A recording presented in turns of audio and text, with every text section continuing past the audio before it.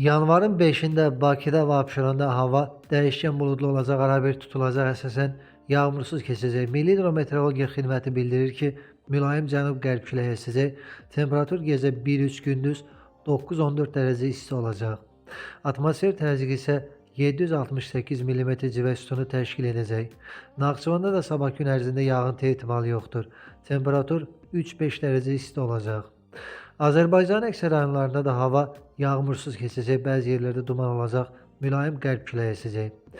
Temperatur gecə 3 dərəcə şaxtadan 2 dərəcəyə qədər isti, gündüz 8-13 dərəcə isti, dağlarda gecə 5-10 dərəcə şaxta, gündüz 1 dərəcə şaxtadan 4 dərəcəyə qədər isti olacaq. Gecə bəzi dağlıq ərazilərdə yolların buz bağlama ehtimalı var. İstənilən hava şəraitində hər birinizə xoş əhval-ruhiyyə arzu edirik.